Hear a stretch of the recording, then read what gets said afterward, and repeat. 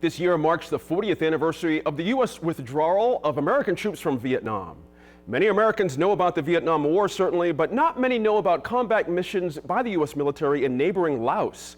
As the U.S. government and leaders around the country looked back on the legacy of that war this year, we noticed that there was still little acknowledgement of the impact of years of bombings in Laos. Two local authors can shed some light on that part of history. Earlier this spring, we aired an interview with New Mexico in Focus correspondent Gwyneth Dolan and the authors of Eternal Harvest, The Legacy of American Bombs in Laos. And our team at New Mexico in Focus thought this one is worth watching again. Your book, Eternal Harvest, documents the impact that those bombs still have on the country more than 40 years later. Karen, what drove you to write about this subject? Well, we had been living and working in Southeast Asia for several years at the point when we started work on this book, and we knew about the history of the bombings and had a general idea of what went on there. But then in 2005, we were in Laos working on a story for Archaeology magazine about the Plain of Jars, which is this incredible archaeological site. And along with that, the folks working at that site had to work with a bomb clearance team. And it wasn't until we started reporting there and talking to villagers and hearing about so many accidents that we looked at each other and said, this is something much larger than we ever understood. The book is lavishly illustrated with your photographs, Jerry. I mean, just so many, and they're really beautiful. One of the most amazing ones here, one of your black and white photos, shows a banana farmer standing in his field. Tell us what was happening here.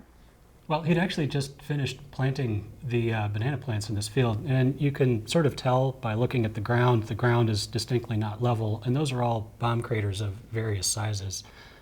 Where he was planting this field had actually been a battlefield, a huge battle between the North Vietnamese Army and Lao forces and some American forces called Lam Som 719. So this area was incredibly heavily bombed by B-52 strikes, just nonstop for days on end. And now, years later after the fact, this fellow went in there, wanted to grow some bananas. He owned the land around there and had to go in and clear it by hand of all the leftover unexploded ordnance. And couldn't he just say, I'm going to avoid this area?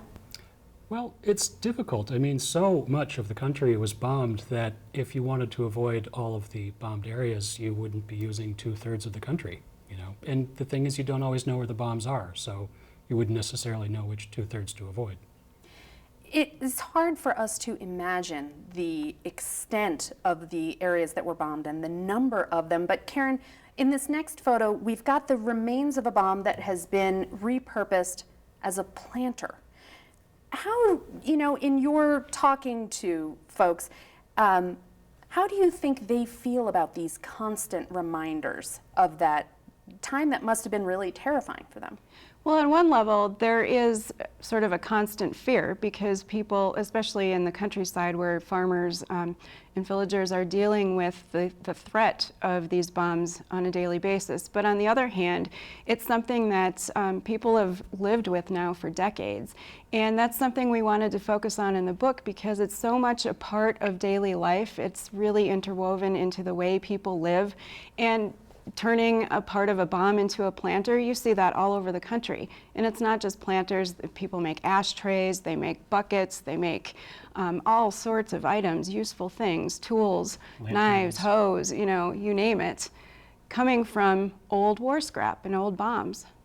So there are several different kinds of unexploded ordnance that are still out there. Give us a quick overview of what we're talking about that's still out there. Well, there are hundreds, as far as most folks know at this point, of different kinds. There are, you know, large bombs like you think of, looks like a bomb, you know, cartoonish style, to cluster munitions, which were numbers-wise the most heavily dropped over the whole country, where you have a thing that looks like a big bomb, but inside of it you have hundreds and hundreds of little, you know, baseball-sized submunitions, and these bombs would be dropped out of a plane, burst open in the air and scatter these submunitions, usually over an area the size of a football field. And what was the intent of a cluster bomb? Oh, to kill anything that was around at the time and destroy any sort of trucks, vehicles that were moving. A couple things to remember: there were two main bombing campaigns actually going on in Laos simultaneously. One was to sort of support the Royal Lao Army and their Hmong, HMONG, Hmong friends who were fighting against Pathet Lao communist insurgency in the north of the country, and the communists were actually backed by the North Vietnamese army. So that's one bombing campaign essentially. And the other one was to interdict men and materials moving down the Ho Chi Minh Trail, which you've probably heard of, which sort of connected North Vietnam with South Vietnam. So the North Vietnamese were moving things down, which is essentially a series of trails and roads down the Ho Chi Minh Trail, and then into South Vietnam to their proxy armies down there. And so a couple of different things. So you'd drop cluster munitions, say, to hit an enemy's encampment, perhaps, or you'd drop it along the Ho Chi Minh Trail somewhere to blow up a bunch of trucks. There are all sorts of different reasons. In this next image, we see a bomb that a farmer has dug up in his field, and it's really close. I mean, you're right down there in the dirt. Actually, he didn't dig it up. This was just lying there. Oh, just lying there. And this is actually an image. This isn't exactly a bomb. That's a mortar shell. And like I was saying, part of the bombing was against the Ho Chi Minh Trail. So if you think a little more deeply into that, there are these trucks loaded with mortars and rifles and bullets, et cetera, going down. And when it gets hit, those things get blown all over the place. So if, the American bomb goes off, then you suddenly have hundreds upon hundreds of mortars lying around in the area. And that's what we're seeing here. So how do you know, as a photographer who maybe before this book was not an expert on this stuff, how do you know, oh yeah, I'm just going to walk up and take a picture of that, it's safe, no big deal? Actually, well, this was sort of an interesting story in the way we went about doing this book, because Laos is a difficult place to report in. So we did our work under the radar, and in this case, we just looked at a map at some of the most heavily bombed areas, and we said, okay, we're just going to walk to the next village. It was a very remote area, and we walked for hours down a dirt road and came up to the first people we saw and asked, do you have a bomb problem, in our very, very rusty Lao. But that conversation opens up so many doors, because immediately people say yes. And this guy then said, here, come here and look at this, look at this, look at this. It's all over the place. So how do you know that this is not gonna go off? Or something like this, or any piece of something that you find in a field? How do you know? You don't. Right. You never do. You don't know. You never know. And that's the way you have to treat everything that you come across. And that's what makes this stuff so dangerous. And that's what's made it so dangerous actually for a lot of Lao people. Over the years, they've had good luck disarming things perhaps, but you only get, you don't get any, second chances with most of these things. If you have a bad day disarming stuff or trying to repurpose something, that's kind of the end of the line. So let's look at these. There's three that I want to look at in a row here. This one is of a wounded boy.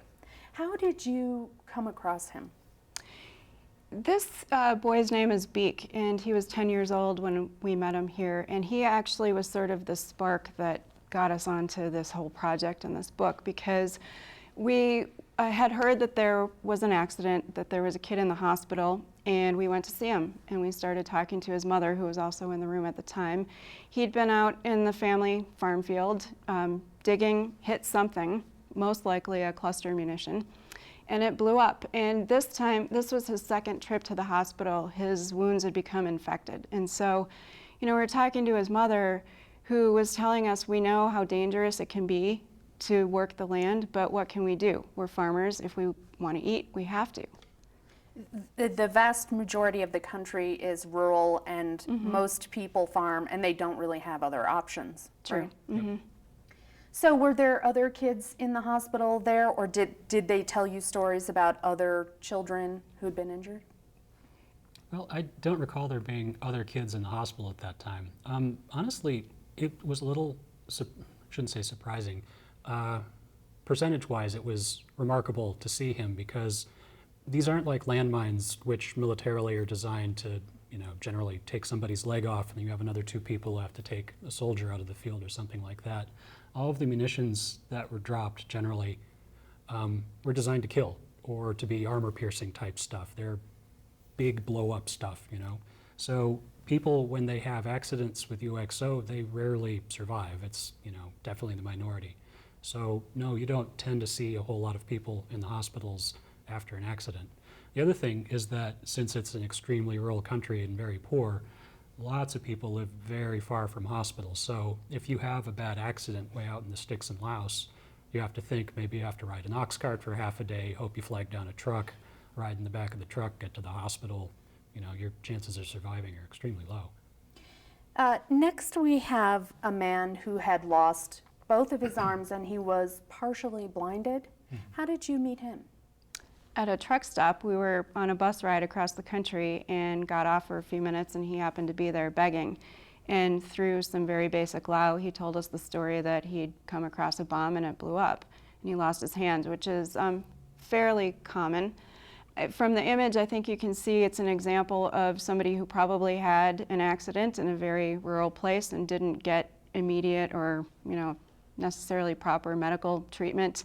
A lot of people also end up making their own crutches or, legs, feet, whatever. We have another image that shows this too. And this bucket, there's something interesting about the bucket. Right, it's actually made from flare canisters that would have been shot out of the back of American airplanes to light up what they were bombing at the time. So this is what we were talking about before, repurposing a lot of that scrap for new things, lanterns, or even some people have made prosthetics out of old US scrap, but here he turned it into a bucket. And he actually lost a leg to what was most likely an American mine that was dropped from a plane. It's a beautiful image. Is it easy or is it hard for you to separate just a pretty picture from the terrible story behind it?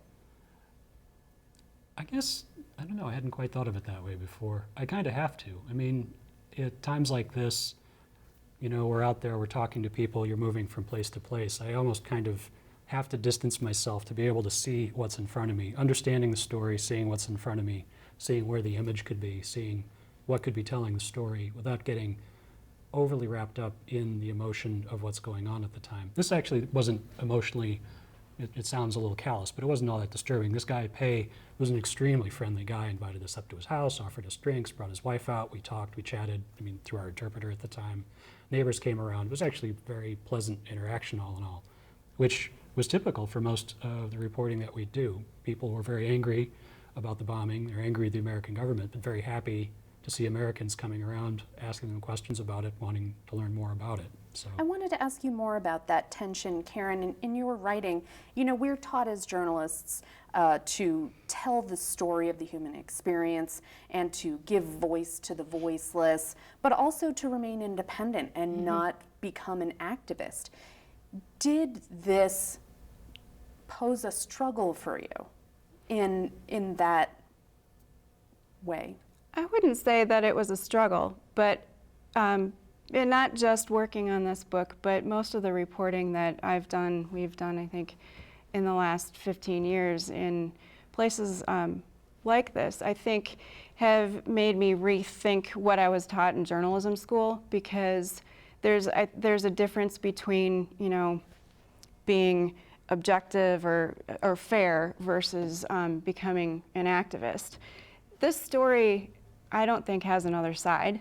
I've not heard anybody argue at this point that, this was the right thing to do and that, these folks should have these bombs in their fields. I think everybody on a human level can agree that this is not a good situation. So what is being done now? We have one more image here of an American man who's been working in Laos. What is he up to? This is Jim Harris. He's a retired kindergarten teacher and grade school principal from Wausau, Wisconsin. And for years, as far as we know, he was the only American on the ground in Laos doing clearance work. And that's what he's doing. He's going out, he raises money throughout the year, like 9 months out of the year, raises money in Wisconsin to go back to Laos to do clearance work, and then spends 2 to 3 months a year doing that. But he's not the only one. There are many teams out there. There's a national Lao team. There are many nonprofit organizations doing clearance work, but the job it's overwhelming. There's far more than can be done. And so people are out there clearing fields every single day. And just to be clear again, too, the national group is obviously run by Lao people, but then most of the other clearance work is overseen or funded by Australians and British and New Zealanders. And like I'm saying, he's the American, or for years was the American. They're doing this. Let's look at the last image we have here.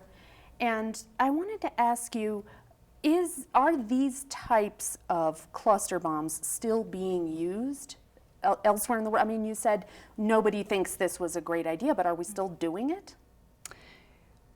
Cluster bombs are still being used, and they have been used in Iraq and Afghanistan, most recently in Syria. There is an international ban, but the United States hasn't signed it. So it's a weapon that's still out there, and dozens of countries still have the leftover problem of unexploded cluster munitions, like Laos. Well, this was a big project for you, and the book is a beautiful representation of what must have been a lot of work. What is next for you guys?